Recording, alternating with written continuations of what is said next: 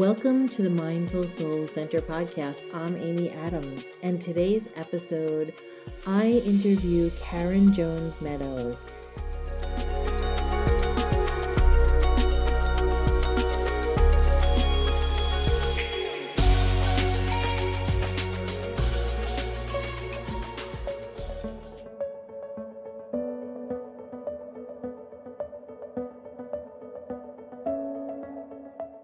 I really love Karen's work. She's a playwright, she's an artist, she is an actress, and a harmonizing intuitive. You know, it's not your typical job description, but it's something where she combines all of her spirituality with her practicality and her creativity. And it's just beautiful because she gives her art to the bigger audience through her plays and visual arts, and then she works one-on-one with people. I know we have such a wonderful, beautiful conversation, so I hope you'll enjoy it, and let me know what you think.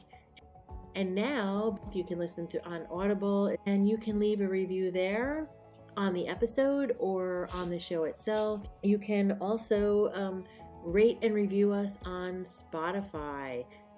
Give us 5 stars, or 4, or 3, or 2, or 1. Be honest, but just give us a rating. I'd love to have some feedback, and and share this episode with people too. All right, now let's get down to business.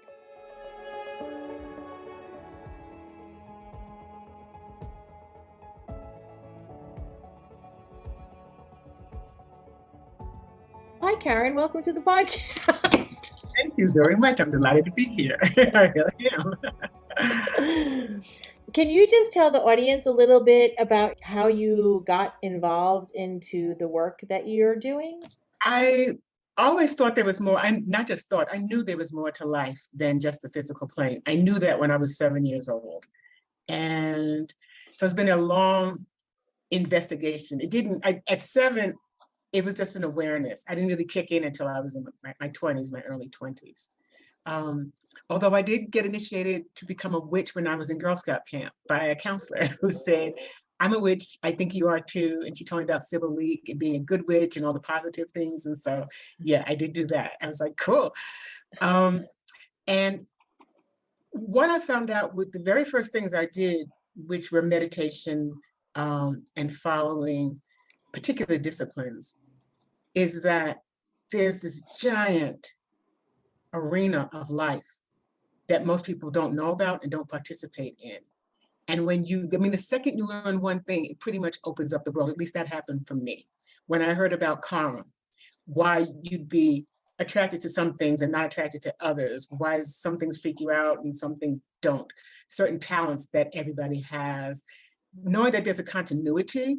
And that, because it never made sense, you live, you hope stuff goes well, and then you die. That just never made any kind of sense. So that there's an ongoingness, and that there's an order, because there's an order to everything else. We have the seasons, we have just everything is in order except for human beings, unless we align.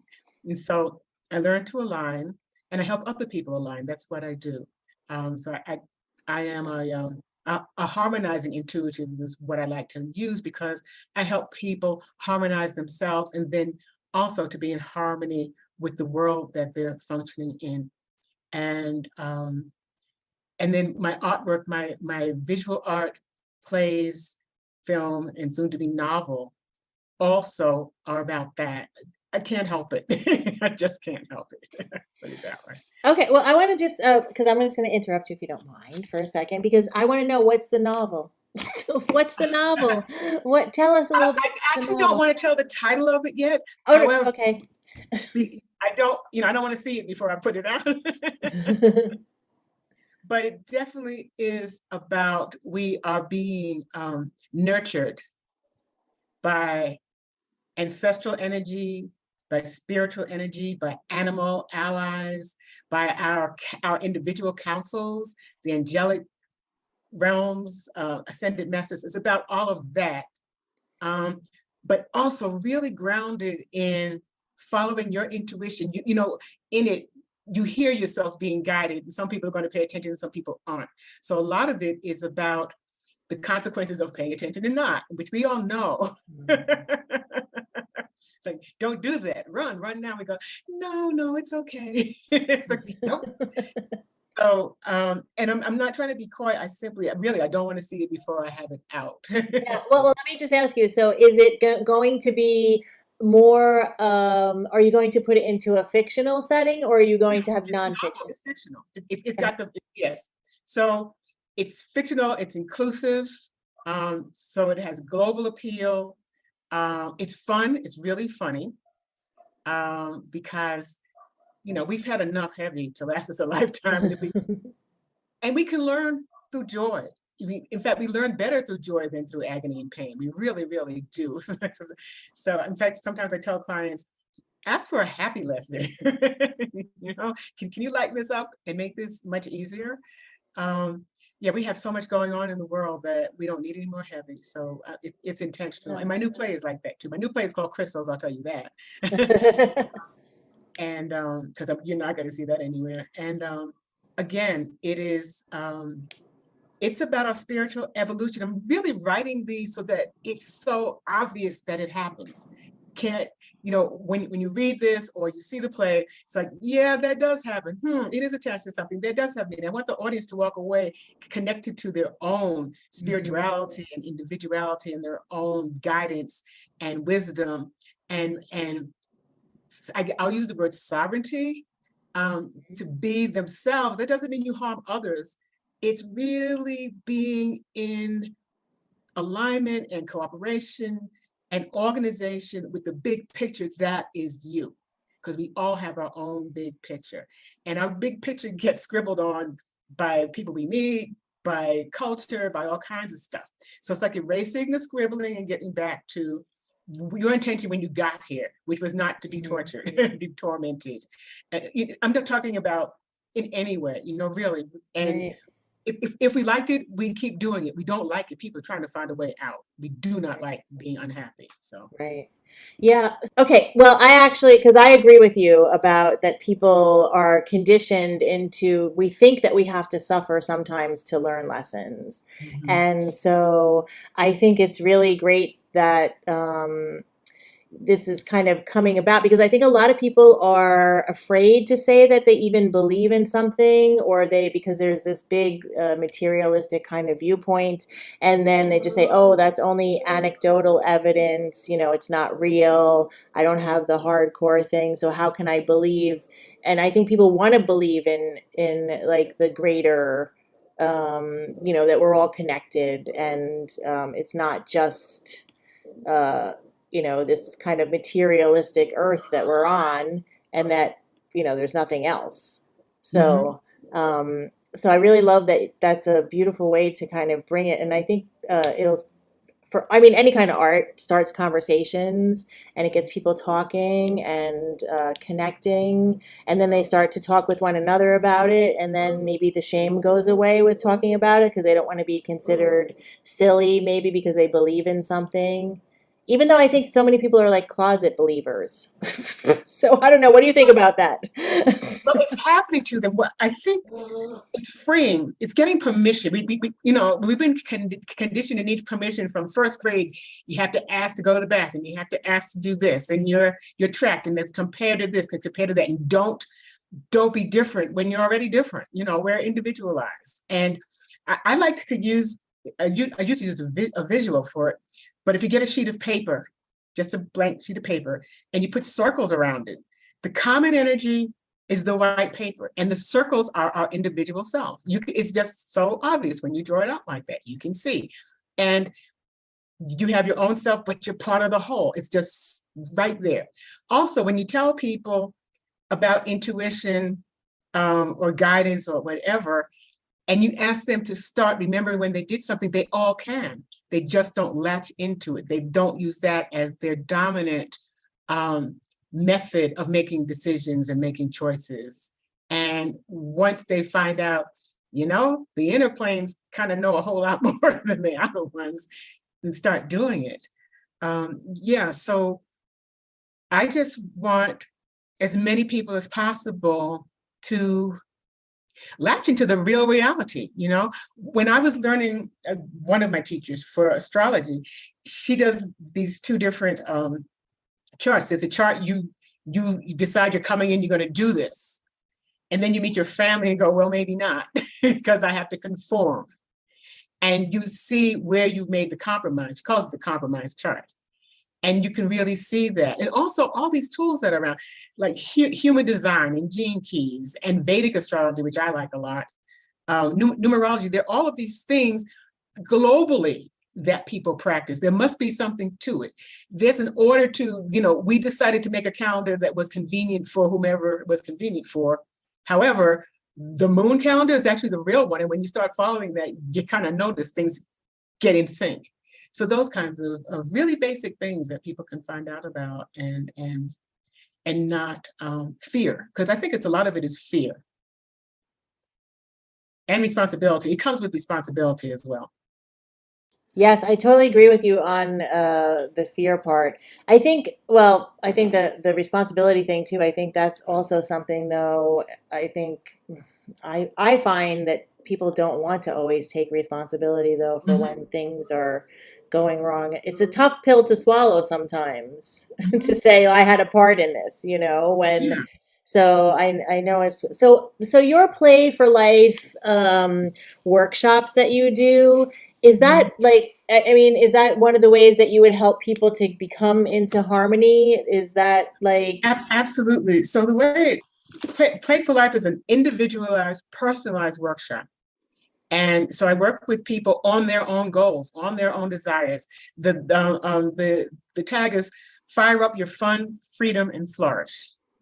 And that's what we want. We all want to have fun. We want our freedom. We want to flourish. And I don't know anybody that goes, oh no, please make me miserable. It doesn't happen. So the way that it works is I work one-on-one with each person. We do 2 sessions a month, but I also send out emailed action adventures. And they're categories, they're 4 cornerstones. It's a year-long program, but people can do quarterly. They have to start, but in order.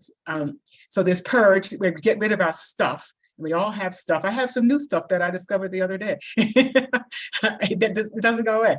Purge, emerge, surge, and splurge. Those are the categories. And each one is 3 months. And the whole point is to support your desire, what you want to do, what your goals are, and also to get real clear about them. What I wanted to do when I was 17 and I'm holding on to now when I really don't want to do it anymore. We get to that too. It's like, I promised my mother I'd do so-and-so and I didn't do it yet. And you have this big guilt and it's stopping you from becoming a skier, which is what you always wanted to do. And so whatever it is, and also helping each person connect with and begin or expand their connection with spirit and how they interact with their specific guidance so that expands also. They don't have to need me all the time or anybody. I'm just saying me, but anyone. And we all need help. And then I think that's also, like, culturally, we're taught be one, stand on your own, blah, blah, blah. We're communal people, period. The planet is not a bunch of, we get born with somebody. If you don't stay with them, we get born literally attached to somebody. And we attach to somebody to get the embryo to get born. You know what I mean? So nothing's alone. yeah, but I think one of the things that I find kind of difficult sometimes too, because I agree that like we're all in this big community, right? We all need each other. We need to help each other. But then I find that sometimes this is also like with the way that the social structure is. So we want to be, it's kind of, well, what is that called? Oh gosh, I can't remember the word. It's a word where it's like an oxymoron because like we want to be a part of the community and take place, not place, have roles with other people, but at the same time we want to actualize ourselves, and we're also kind of fighting against this like social conditioning. So to me, it seems like kind of like this balance that we're trying to find. I think that when we are self-actualized, there is a connection. It's a natural part of it. Not dominated, that's different. And not attaching to other people is different than being in harmonious relationships. And oftentimes we get stuck in relationships because of whatever. We work wherever we want, we hate everybody there, but we get paid, whatever it is. And so making smart choices. I was actually thinking about Barbara Walters today. I was talking to somebody about getting married. They're talking about them getting married and this and the other. And Barbara Walters once said her mother told her, you can fall in love with a rich person just as quickly as a poor person. And so, what are your needs? Not everybody wants to have yachts. Not everybody wants it. And so not basing our choices and our lifestyle and our desires on the external, but we don't even get a chance to know what we want because we're bombarded with, you go to school, you do this, you do that, you get a degree, or blah, blah, blah. And if you don't get a degree, this is going to happen to you. And then there's all these examples of people who dropped out of high school and had perfectly lovely lives, and people who are PhDs and can't find a job. So, we're on our own journey. We really are on our own journey. We just don't have to do it all by ourselves. And I think that's an important thing to remember, that there's no pride, which we are taught, that there's pride in I self-made, blah, blah, blah. All these unrealistic and untrue pressures to live a particular kind of way and with particular kind of people. And then if I mean, I know from my own experience too, having kind of struggling as an entrepreneur off and on through my life too, it does, you feel like a real failure sometimes too, no matter what degrees or whatever you've done, because there's like, oh, well, you didn't make it. But having, like you said, like having support with somebody to work with is super important and great, because we're not unto ourselves. And I know from last year, from July to July, this past year, I knew there was more for me to grow in the spiritual realm, but also the physical. And I wasn't as conscious. I have no earth signs. And so I love it up here, dangling up in the stratosphere. Getting grounded is work for me. And so everybody's different. Actually, my best friend is like grounded woman, and she does some spiritual things, but she's real earth. She's very bottom line. And I'm not talking money. I mean, food, everything is the physical world appeals to her. For me, I have to do this, so I will. I've shifted in the last year because it needed to be integrated more. We need different things at different times. I wasn't, when I was young, I was doing it because I didn't know I wasn't doing it. If that makes any sense. Actually, yeah. It does. It does make sense. Yeah. I don't know. I think too, though, maybe in a way, like those societal expectations and our families kind of pushing us for one thing or another does keep us a little more grounded in a way too. Like that. But it could be grounded in something you don't need to be grounded in. Yes. It's not a conscious choice. That's exactly. Yeah. So the things that I wanted to be grounded in, and the things that my mother would keep me safe. Her whole existence was safety. Don't learn to drive, you could get killed. Yeah, I get killed being a passenger in a car. I'm learning to drive. And so fighting against that. And she wasn't trying to harm me. She was trying to keep me safe. But I can't. Being in a sense of fear about everything will kill you is a problem. And so having to have to break that rule, because I don't want to be stuck not being able to move around in the world. So I'm definitely going to learn to drive, and I did it young. Just listening to yourself, what your heart's desire is really important. If you're 60 years old and you decide you want to start the all women's skiing football team, and everybody says, well, that's nuts. But you find somebody else, yeah, I want to be in that. Yeah, it's the right thing for you. Do it. Yeah. Yeah. I think, I don't know. I mean, I find myself as I'm older too, I'm finally not caring as much about the judgments of others. I mean, I always thought I didn't care, but now I look back and I see I did. It's so funny. Yeah, I started to tell you this past year, I worked with lots of different people, learning different, number one, for myself, to open up some energy fields and areas that I needed to do and to resolve. And what I found is working one-on-one is what works best for me. I like groups sometimes going in, but for the most part, I need the one-on-one. I don't want to hear about everybody's story. I want to get my stuff fixed. If we call it fixed. I always said I'm not a healer. I'm a transformative catalyst, and I help people transform. Transformation catalyst. I help people transform what it is in them that they want to transform, or what their guides tell them, because we don't always know. I love the guides, and I go with the guides. I go with the guides over everything else because they're immediate, they're right here, and they know what's going on, and they know what's going to happen.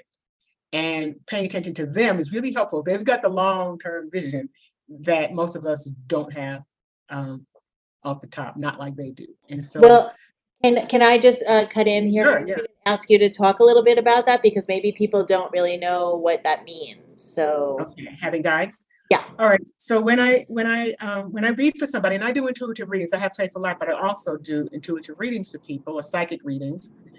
And I usually get their birth information, because there are a couple of things I look for, and you don't need me for this, so I'm just telling you. Your north node, your astrological north node, and your eclipses. You have a solar eclipse and a lunar eclipse. One is what you know how to do, and you automatically do it, and one is what you're learning to do. And so that's good information to have. You go, oh yeah, that makes sense. Our north node, we usually have a resistance to, because it's asking us to move beyond our comfort zone. And so usually takes a while to get that going. But when I read for people, I tap into their guides and my guides. And my guides, I'm always pointing, you can't see me, but they always come from the left. My guides come from the left, and they're funny, but they're not always funny, but they are funny sometimes. They always give me things for them to do, to tell the person I'm reading for to do, actions to take, what's going on. And sometimes ancestors come in, sometimes just beings come in, people come in, and we do all of that. I do use tarot, but sometimes it's just there. I like tarot because of the visuals, and I can show people. But it's a graphic. And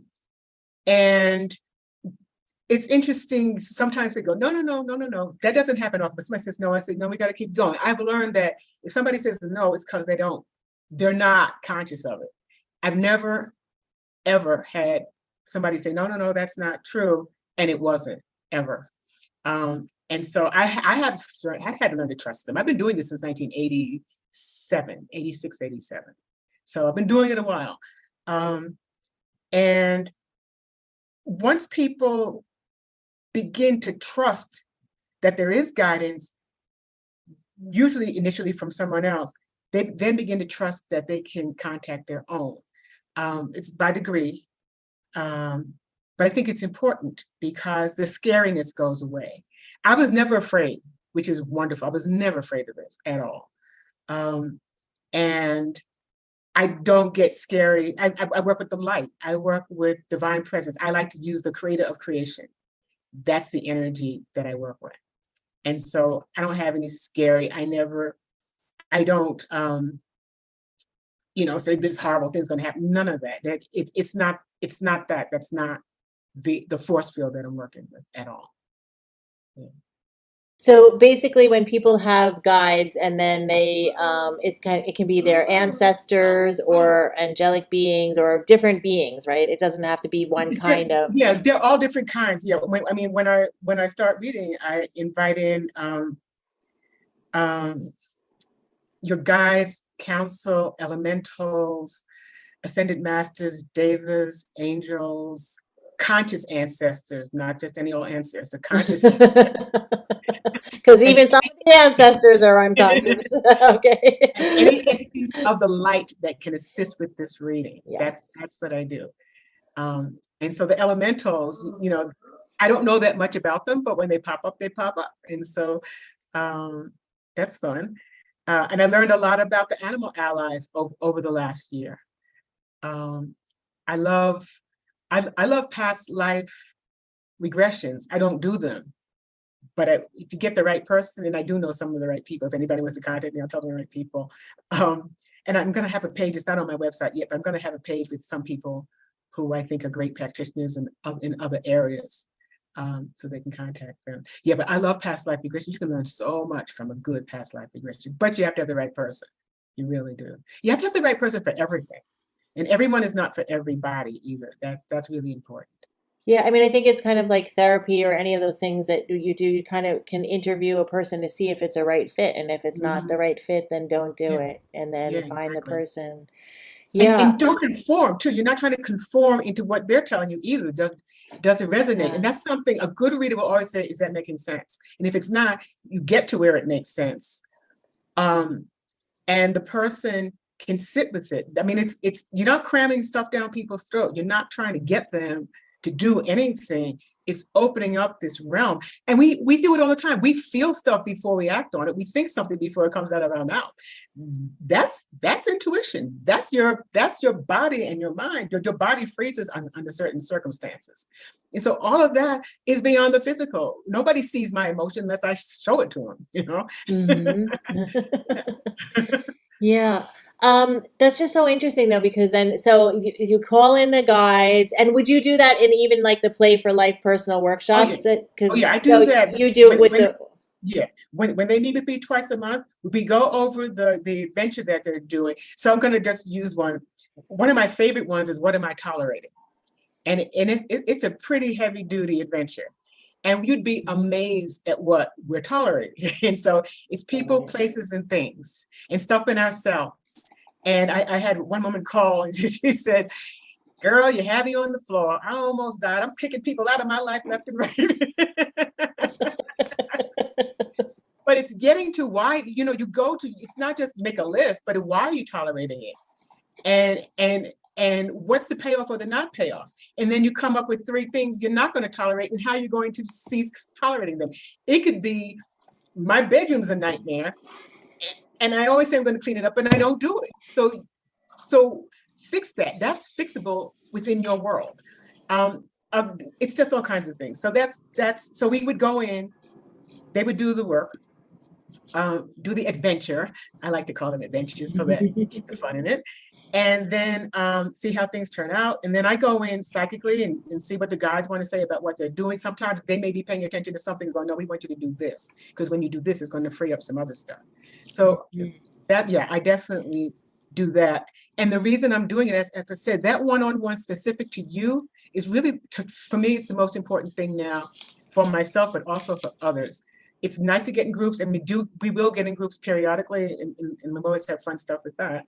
However, if I'm trying to launch a business or buy something or increase my income or change my relationship, I don't really want to sit through 5 hours of somebody else's stuff. I want to get to my stuff. And that's Yeah. what we're doing here, the deep dive. Yeah. Well, I think our time is so valuable too. I mean, and I think oftentimes I mean, just I'm speaking, I guess, for myself, and I think I'm not the only person in the world that does this, is I sometimes allow myself to get caught up in things that I shouldn't be spending my time on, and not Mhm. just like at work or something, but even in relationship or, different Yeah. things. Yeah. And we have some tools also with this. And this is, again, you don't need me for this. There's an app on the phone called Habit Share. And you can download it and write down the habits you're trying to cultivate. I have on mine, I have eat breakfast by 11 a.m. I told you my earth thing. I don't even know I didn't eat yet. It's 2 o'clock and I go, oh, I didn't eat yet. Uh-huh. I don't need the whole world to bug. You will now, but on my app, so you check off the days you got it right. You don't punish yourself. You just go, okay, Karen, 3 out of 4 days you didn't do it. Let's get that back, because I want to do that for a number of reasons, including fuel, and my brain fire is better if I have some food in it. It's Yeah. remembering to do it. But you just put whatever you want on your app. And so if you have these tolerating things, then you said, I'm going to work at not tolerating this, and I'm going to make the habit of, I don't know, hanging my clothes up if it's the bedroom thing, or cleaning the bathroom or whatever, just to track and go, I am paying attention or I'm not paying attention. The other thing that I have that I love, and I do a workshop with this, but I can just tell you, I was going through a major meltdown craze around money. And this was a few years back, and I was supposed to receive money and I didn't receive it, and I was nuts. And I was freaking out. And my guide said, build an altar. I'm like, what are you talking about, build an altar? I need money, altar, really? And so I'm having a fit. And they're like very calm, like, build an altar. And then they told me how to do it, and to do it with tears. And level, when I say tears, I mean level. I had tears, but levels. um, and put a picture of myself on it was the first thing I had to do, a current picture, because I'm the only one that's going to make these changes. And so not a picture when you were adorably 8 years old, right now, right here, put that baby up there, print it off your computer, take a selfie. I don't care how you get it. And then the top tier is what's important to you. If everybody fell off the planet, what's important to you? Then the second tier is you in your world, the things you have to do, your family, your work, whatever. That second tier is you in your active world. And the bottom tier is how the world impacts you and how you impact the world. And you put things on there that represent this. And sometimes they change. I'll have, like, my son's picture might be on the top one sometimes, and then I will remove him because nothing's major is happening. I'm not removing him from my life. It's just not a focus. Right. So this is what you're focused on. It's interactive. You don't just walk by and genuflect. It's interactive. You do stuff. You can do them side by side. It's the three that matter. Right. And so sometimes I do a workshop where I walk people through, and you use what you have. You also don't go shopping. I mean, you might get a frame for your picture from the dollar store or something, but this is not go out and buy stuff. This is, yeah. And it made a bunch of difference. And I actually talked about this recently, and someone said, well, what was the outcome? And the outcome was, I called the controller's office from the people who were holding up my check. And the controller, the next day, express mailed it to me, cut it and express mailed it to me. I would have never done that in a million years. Yeah. So it's like a 3-dimensional vision board, right? I mean, that's perfect. That's a perfect way to put it. But also you're focused on that, so the energy around you can do, because we block the energy. I'm focused on what's not happening, and I'm mad and blah blah blah, and I can't do anything about it. These people don't care and blah blah. When I'm doing this, the space opens up for our spirit, our individual spirit, and all of the allies to this, to make stuff happen, and to get the idea, call the controller's office. That wouldn't have occurred to me in a million years. I also, something that I suggest that people do to get a feel for, and I know you do mindfulness, but when you wake up in the morning, kind of visualize the energy, your outlined body inside of you, the thing that makes you breathe, the things that makes your heart pump and your lungs work and your kidneys. What you don't see is activating you. We don't activate ourselves from the outside. We're activated from the inside. So let that fill you up. However, it could be golden light, it could be silver, it could be whatever it is. But let that, take a deep breath and like include it in your out of breath, so that you're united with this energy. That's you uniting with your spirit. And sometimes setting an intention.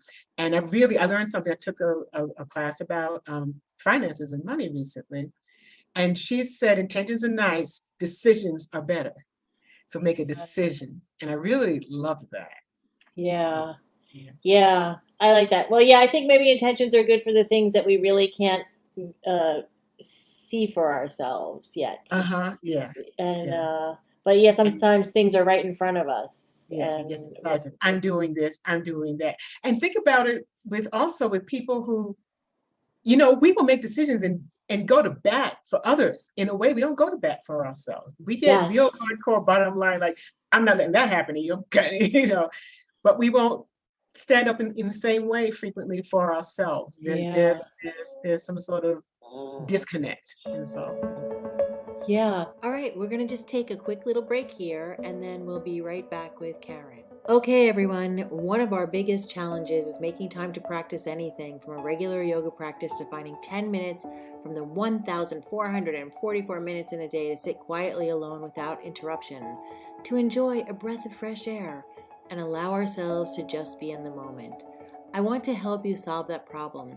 I want you to be able to find the time. Check out Introduction to Yoga. Don't just think it, do yoga. It's Introduction to Yoga is book 1.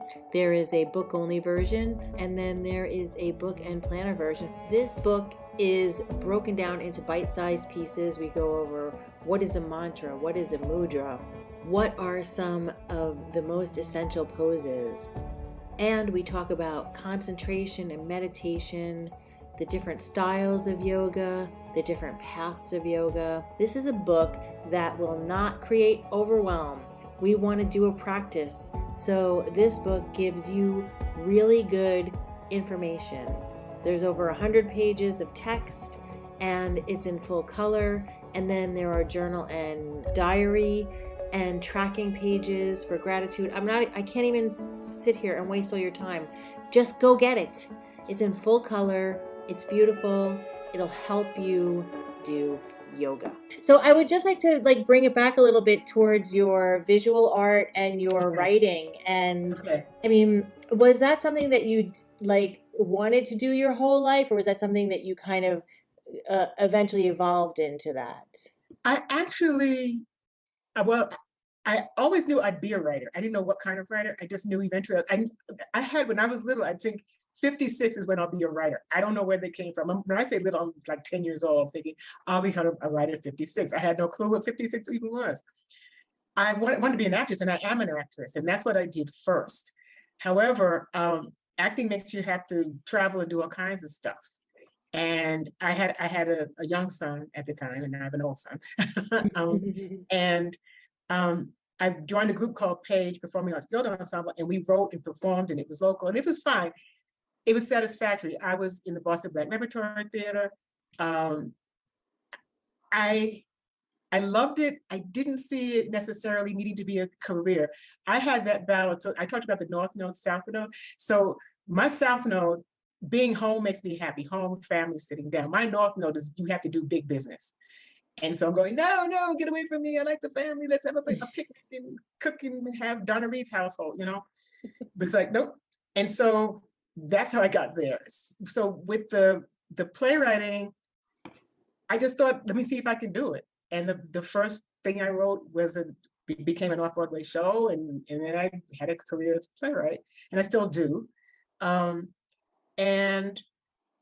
the intuitive work took over, I'd say. So it informs everything. I didn't think I'd be doing, these Play for Life, and I did drama as a healing art when the pandemic first started, because I had 2 shows and 6 workshops get canceled right when the pandemic happened. I was supposed to leave on that Monday that they shut everything down on Friday, or they shut it down on Friday, whatever. And so drama is a healing art, and I do see it that way. That gets back to why I love theater, is you can learn the lessons without having to go through the process. You learn vicariously. And it includes all the arts. I've always said, if I ever went back to school for anything seriously, which isn't going to happen, but if I ever went for a degree in anything, it would be in set design, because I love sets. I love the beauty of the painting. With visual art, I would take a class here, a class there, just because I wanted to, like a little escape. My mother died a few years ago, and they had a workshop called Collage Like Picasso, I think was the name of it. It was something like that. And it was literally down the street. And so I went. And that's how I started doing the visual art on an ongoing basis. I fell in love with it. It's peaceful for me. I try not, I've been in some shows where I had a deadline, and I'm now I do the artwork and then I go on the show, because I didn't like being up 5 o'clock in the morning, freaking out, not finished. That didn't make me happy at all. So, but I do love it. It includes, I'd say all of my gifts and all of my skills go into it. More and more, all of my gifts and all of my skills are going into everything. I also use it in Play for Life. One of the components is they do some visual art. I actually took a course and became certified as an art therapist, as a visual art therapist. And so I'm not putting a shingle out, but I can include some of what I've learned and things in that. And also my guides tell me what to do in the adventures as well. So that's a component. You mentioned a vision board. So visual journals are something that I do. I learned to do that several years ago, and that's something that my clients and the people who are a part of Play for Life are doing too. It's really nice. I really love doing that.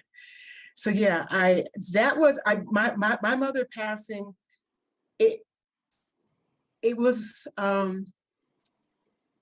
I wanted to do something I'd never done before just to take myself out of that. I put it that way. And Yeah. so the visual art, that's why I did that. I was like, let's do something that disconnected from anything. And you're creating beauty for the fun of it, just for the joy of it. And but somebody bought something and then somebody else did it. It's like, oh my God, okay. And then I love doing it now. I applied to, they had these grants, fellowships, something for artists to do an art project in the community in Albuquerque. And I received one of them. So I'm going to be doing a workshop. I like making staffs. I thought I would like making staffs. I thought that was something. So I made one. There it is back there. I know nobody Uh-huh. can see it, but it's back there. And I called it, I call it Walking with Wisdom. So it's Walking with Wisdom, and I use what I had. It's things that I had that weren't doing anything, but I loved them. Ah. You know, Yeah. there's a piece on top. I did the play. I did Harriet's Return which is about Harriet Tubman in in Oakland.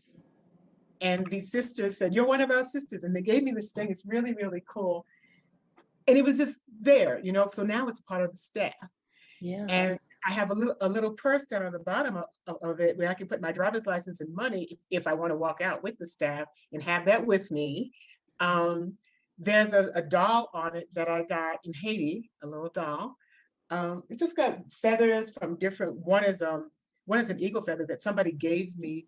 I have a friend who's Navajo, and she gave me that feather, which because you can't just get those feathers. Um, Uh-huh. Yeah. anyhow, there's a variety of things on there, and so I'm doing a workshop where people will make their own, and they have a choice of a wand or a staff that they'll make Uh-huh. that vibrates for them and resonates for them and reminds them of who they are and their wisdom. That's part of the process. Yeah. Yeah. And I think, well, I love what you're doing because I feel like you're bringing magic.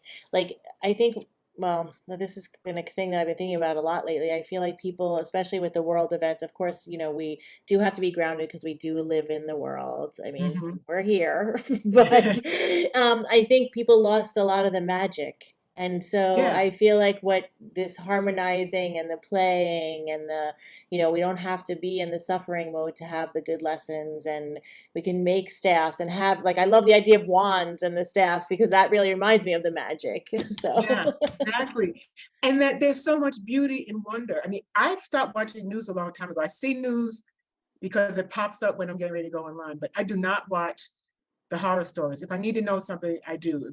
It's basically vibrating throughout the whole planet. yeah. But so is beauty, and so is wonder, and so are people doing some amazingly constructive things in the world that support humanity and all life forms. And that's important too. I mean, I learned a lot about all life forms. I'm from New York and the Bronx. So nature wasn't I mean, there's some grass there, but it's not a nature. It's like you can go to botanical gardens. But now I live in real nature. I understand. In fact, I have a spider that's been visiting. At first, I was terrified because it's big. I'm not usually afraid of spiders, but this thing is big. And then I said, is the spider walking on you? Is it bothering you? Is it hurting you? Leave the spider alone. You'll have your separate spaces. It's all good. There's enough room for everybody. Exactly. But don't bite me. We'll be fine.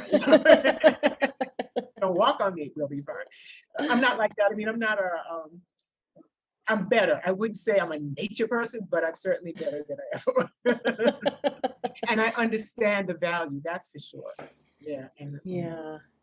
Yeah, that I mean, I'm gonna put all of your website information and a lot of information in the show notes so people can find you and link to okay. you and Okay. hook it up with you with the social media and all that good stuff. Oh, But is great. there any last message that you want to share with the audience that we maybe didn't cover? Just that, I mean, I think the most important thing is we did not come here to be unhappy. We didn't come here to suffer. We're here to evolve, expand, and enjoy our lives and not compare ourselves. I think that's huge too. Not compare ourselves to anyone, anywhere, and to really link back in with yourself. I'm going to give you this last thing, which is a meditation that anybody can do, and it sometimes gives them insight. Well, most times gives them insight. You take your name, and as though it's in a big block, you put it across your forehead.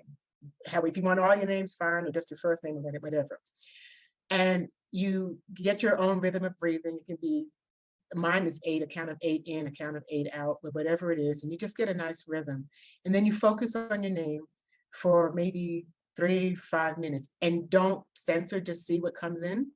See what you're being told, see visual, people hear, people see, whatever. And after you've gotten that, you've done, like as I said, 3, 5 minutes, if you're 10, if you're that deep, you can. And then write out everything that happened. And then the next day, then put it away. The next day, go back and highlight some things that pop out at you about you. You can really get insight about you from doing that. And I think it's a really, really nice, easy meditation and access to your intuitive powers. That's wonderful. Well, thank you for sharing all your wisdom with us. And I hope that people will find you. And I would love to sometime take your Play for Life workshop. So, And I um, mean, I also doing, I mean, I do an exploration. So you can, fill out the little thing and contact me, and we can just explore, we can talk, and that's free. that concludes our episode. Thank you so much for listening. And if you like this podcast, leave a review.